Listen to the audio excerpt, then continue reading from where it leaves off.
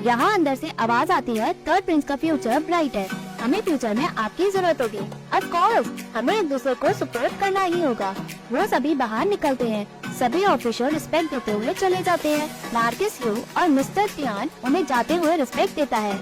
Marcus you कहता है, हमें पता है ही नहीं कि जो रूमर्स क्राउन प्रिंस पे लगे हैं वो सही भी है या नहीं। यही लोग मतलबी होते हैं जो अपॉर्चुनिटी का सिर्फ वेट करते हैं। मिस्टर तियान कहता है, यू क्लैन बहुत पावरफुल है, इसलिए सभी हमसे अपना रिलेशन अच्छा करने में लगे हुए हैं। तभी फिर प्रिंसेस की आवाज आती है, वो कहती है, मिस्टर तियान क्या आपके पास श्याम हीजवी है? आज मुझे वो ड्रिंक खुशी से पीनी है। मिस्टर तियान फिर प्रिंसेस को ग्रीट करता है और कहता है, मैंने वो आपके लिए संभाल के रखी है। मार्कस यू फिर प्रिंसेस को अपने ग्रीटिंग्स देता है। फिर प्रिंसेस कहती है, व्हाट अ कोइंसिडेंस, मैं आपको इन सभी से मिलवा ही देती हूँ, ये मेरे होने वाले ससुर हैं।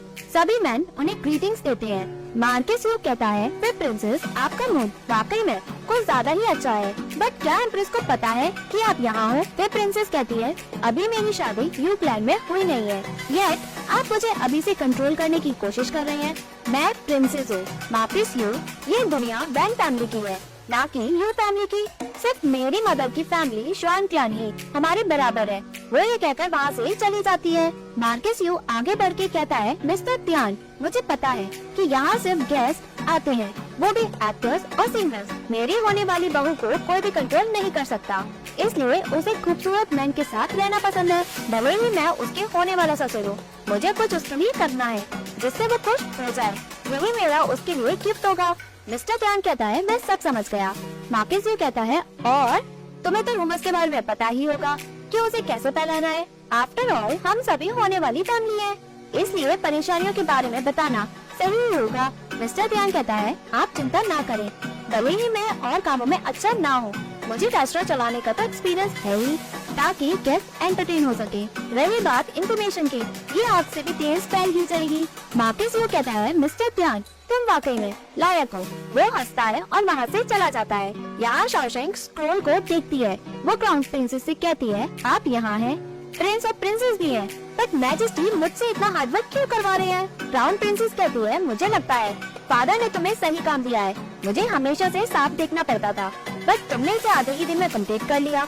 वैसे भी एम्प्रेस की बर्थडे पार्टी है, उनके बच्चे होने के नाते सिर्फ एक ही क्राउन प्रिंस है, जीशेंग है और फिर प्रिंसेस है, हम फिर प्रिंसेस पे ट्रस्ट नहीं कर सकते हैं। शाओशेंग कहती है, मैं बस इसे कैलकुलेट कर लूंगी, बट सीटिंग अरेंजमेंट करना, वो भी रैंक के हिसाब से, आधे से ज्यादा को तो मैं जानती भी नहीं हूँ। क्राउन प्रिंसेस कहती है, फादर और मदर तुम्हें पेरिस के तौर तरीके सिखाना चाहते हैं ताकि तुम उसे समझ सको, इसलिए मैं यहाँ तुम्हारी हेल्प के लिए हूँ।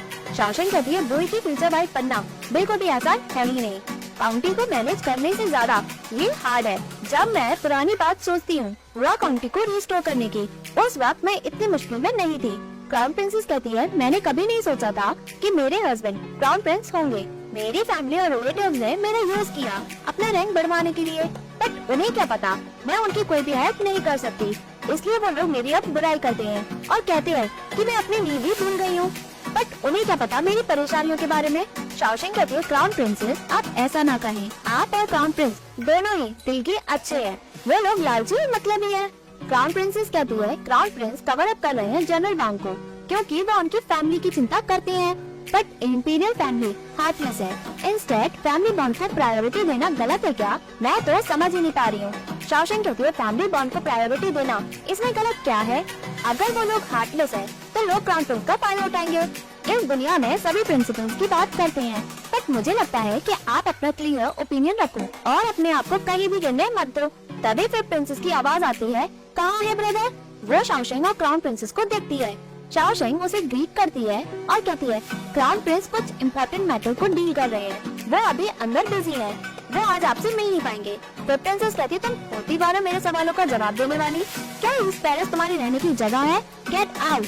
क्राउन प्रिंसेस कहती है, फादर ने शाओशेंग को मदर की बर्थडे पार्टी ऑर्गेनाइज करने को कहा है, मुझे भी उसमें हेल्प करनी है, इसलिए मैं शाओशेंग को यहाँ ले आई। फिर प्रिंसेस कहती है, ब्रदर अपनी पोजीशन खो सकते हैं, आप ऐसे टाइम में अच्छे बनने का नाटक कर रही हैं। क्राउन प्रिंस आता है, सभी ऑफिशियल उसे रिस्पेक्ट देकर जाते हैं। क्राउन प्रिंस कहता है, सिस्टर तुम यहाँ ड्रामा क्यों कर रही हो? फिर प्रिंसेस कहती है उस यूजलेस वांगलोंग को मरने दो। फादर को गुस्सा दिलवाना, वो भी उस गधे के लिए, ये कहाँ की समझदारी है। क्राउन प्रिंस कहता है सिस्टर, वांगलोंग तुम्हारा भी कजन है, तुम इतनी हार्टलेस कैसे हो सकती हो। फिर प्रिंसेस कहती है मैं हार्टलेस। थर्ड प्रिंसेस वेट नहीं करती कि क्राउन प्रिंस कोई गलती करे ताकि वो उसे पकड़े।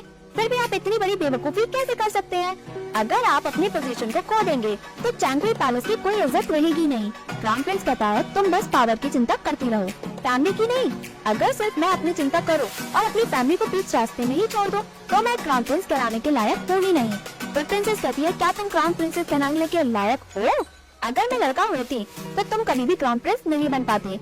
शाओशेंग कहती है फिर प्रिंसेस आप सोच समझ कर बात करें। आप इस तरीके से क्राउन प्रिंस से इस तरह बात कर रही हैं क्योंकि वो आपको कुछ भी नहीं देंगे, ये आप सब जानती हैं। अगर हाइनेस वैसे नहीं जैसा आपने कहा तो प्रिंसेस आपने तो क्राइम ही कर दिया। तभी क्राउन प्रिंसेस कहती है फिर सिस्टर आप बार बार कह रही हैं कि हाइनेस फादर को गुस्सा न दिलाए, बट आप मैरिज को रिजेक्ट करती जा रही है। क्या इससे फादर गुस्सा नहीं होंगे? हाइनेस ने कभी भी आपकी मैरिज में इंटरफेयर नहीं किया। आप उन पे गुस्सा इसलिए उतार पा रही हैं क्योंकि उनकी पोजीशन अभी स्टेबल नहीं है। फिर प्रिंसेस कहती है ऑफ कोर्स वो मेरे में इंटरफेयर नहीं करते, बट क्या पहले वो तुमसे शादी करने के लिए राजी थे? सभी को पता है कि ब्रदर किसे पसंद करते थे। ब्रदर को तो सिर्फ तुमसे इसलिए सिंपैथी है क्योंकि तुम्हारी फैमिली पुअर थी, और अगर वो तुमसे शादी के लिए मना कर देते तो तुम्हारी बहुत बड़ी बेइज्जती होती, इसलिए तुम यहाँ क्राउन प्रिंसेस हो। क्राउन प्रिंस कहता है तुम चली जाओ, तुम्हें यहाँ आने की कोई भी जरूरत है ही नहीं। जब तुम यूक्लैंड में शादी कर लोगी तो मैं तुम्हारा दहेज बढ़ा दूंगा। वो ये कहकर वहाँ से चला जाता है। फिर प्रिंसेस कहती है तुम वांग फैमिली को जरूर डुबा दोगे, मैं मदर को ये सब बताने जा रही हूँ। ऐसा कहकर वो वहाँ से चली जाती है।